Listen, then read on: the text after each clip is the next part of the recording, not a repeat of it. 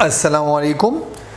हमने middle adulthood तक पढ़ लिया था, तो अभी हम हेल्थ प्रॉब्लम्स क्या होंगे, यानी एडल्ट के हेल्थ प्रॉब्लम क्या शुरू हो जाएंगे।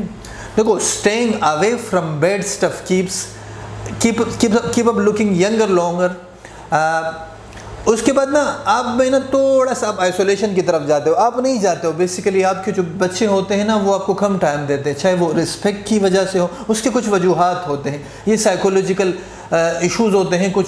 मतलब आप जाहिर सी बात है वो अपनी अम्मी अब्बू को थोड़ा सा तनहा छोड़ते हैं, बस खिदमत तो करते हैं जो यंग पीपल होते हैं, जो यंग जनरेशन होते हैं, बट उसमें समहाउ का एक डिस्टेंस आ जाता है। No tobacco, drugs and a sensible well balanced diet along with a moderate exercise regimen are also very good।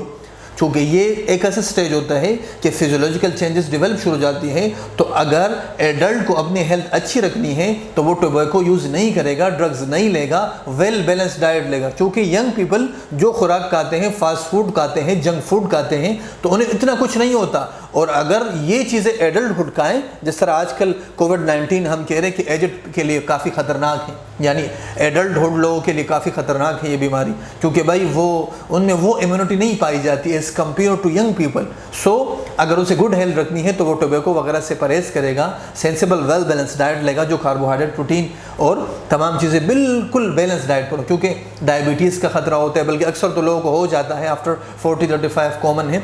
So hypertension, इस तरह नमक आपने कम रखना है, आपने लो कोलेस्ट्रॉल वाली डाइट लेनी है, तो ये ज़रा ज़रूरी चीज़ है। आपने एक्सरसाइज करना है। The 3 most common cause of death, heart disease, cancer, cirrhosis may all be result of the living we do as younger people।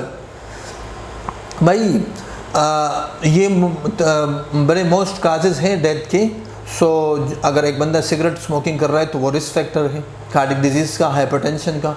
अगर एक बंदा अपनी एक्टिविटी कम कर रहा है तो ये रिस्क फैक्टर है। अगर उसका वेट ज़्यादा है, ओबेसिटी, तो वो रिस्क फैक्टर है।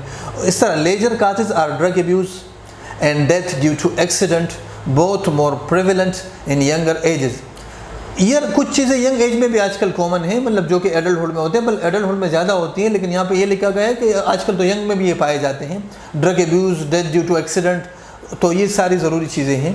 अगर हमने अपने पेरेंट्स को तनहा छोड़ते हैं, अगर वो कहीं जाएं या बाहर जाए, तो क्योंकि ज़ाहिर सी बात है उनकी आई साइड वीक होती है, उनकी वो वाली एक्टिविटी नहीं रहती, वो अपने आप को सेफ नहीं कर सकते, तो एक्सीडेंट का ख़तरा ज़्यादा होता है, फाइल का ख़तरा ज़्यादा होता है। आपने अक्सर नोट किया होगा कि किसी का अम्मी अब्बू या आप हॉस्पिटल में होते हैं, आपके पास ऐसे पेशेंट आते हैं, बोलते हैं देरा गुजार शवेद, यानी ये गिरा था घर में। तो वो कैसे गिरा? ज़ाहिर सी बात है वो स्ट्रेंथ नहीं रहती, मसल में, बोन में वो ताकत नहीं रहती एडल्टहुड की आफ्टर 30-40 ईयर्स, क्योंकि एक यंग एज के वो छलांग वगैरह भी मार सकता है, वो कूद सकता है, बट हम जो है ना, हम वो वाले मोमेंट नहीं कर सकते जो एडल्टहुड की बात कर रहा हूँ। सो मेनोपॉज एक बड़ा मसला है, और मसला क्या है बट हकीकत है। और यहाँ से पता है फीमेल को पता चल जाता है कि मतलब वो बड़ी हो गई है, मतलब बस उम्र हो गई, क्योंकि ज़ाहिर सी बात है आपको एक अलार्म मिल जाता है, आपके साइन आना शुरू हो जाते हैं। So between the ages of 45, कुछ लोग तो थोड़ा सा 42 ईयर्स तक भी हो जाते हैं। सो 45 to 50 ईयर्स में menopause, a woman stop ovulating. What is ovulating? Yes, menstruation ना। सो ओवुलेशन स्टॉप हो जाती है और menstruating, so she can not bear any more children. जब बच्चे नहीं होते ना, अब फॉर एग्जांपल एक फ़ीमेल है, उसकी शादी नहीं हुई और वो एज क्रॉस कर गई, तो इसका मतलब क्या हुआ? बस उसके बच्चे तो हो ही नहीं सकते।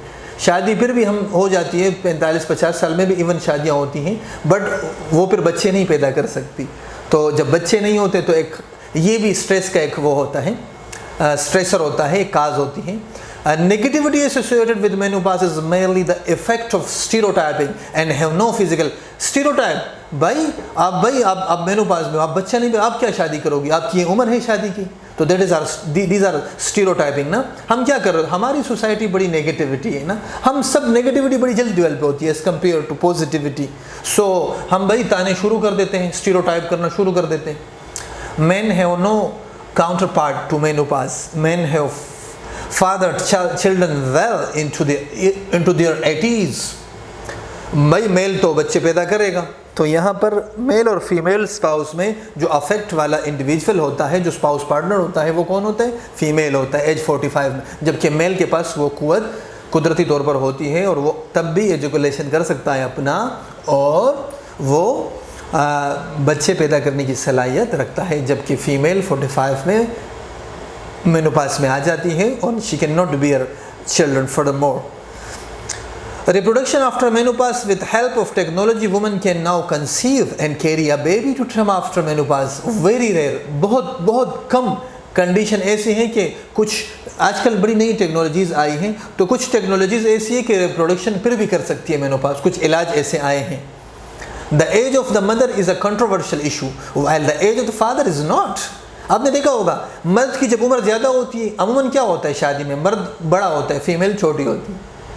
तो फीमेल की उम्र अगर ज़्यादा होगी और मर्द की उम्र कम होगी तो हमारे यहाँ स्टीरियोटाइप है, ये कंट्रोवर्शियल इशू है। The age of the mother is a controversial issue while the age of the father is not. हालांकि हमारे दोनों जहानों के सरदार जनाब मोहम्मद सल्लल्लाहु अलैहि वसल्लम ने जब शादियाँ की तो उसकी पहली शादी हज़रत खदीजा रज़ी अल्लाह तआला अन्हा से जब हुई तो उसकी उम्र तो ज़्यादा थी। तो हमारे नबी सल्लल्लाहु अलैहि वसल्लम ने यंग एज से भी शादी की और बड़ी उम्र से भी की। तो इसमें बीइंग अ मुस्लिम हमें ये तलकीन मिलती है तो कि ये कोई ऐसा इशू हमें नहीं बनाना चाहिए। अगर मेल जोल बराबर है और दोनों एक दूसरे को समझ सकते हैं तो शादी में कोई मसला नहीं। सो ये कंट्रोवर्शियल नहीं बनाना चाहिए, बट ये है हमारी सोसाइटी में। मैं और आप ये कोशिश करते हैं कि हम कम उम्र से शादी करें, यानी फ़ीमेल की उम्र कम हो। हम अपने भाई के लिए, अपने बेटे के लिए हम वो पसंद करते हैं ताकि उम्र कम हो उसकी। तो ये एक इशू है।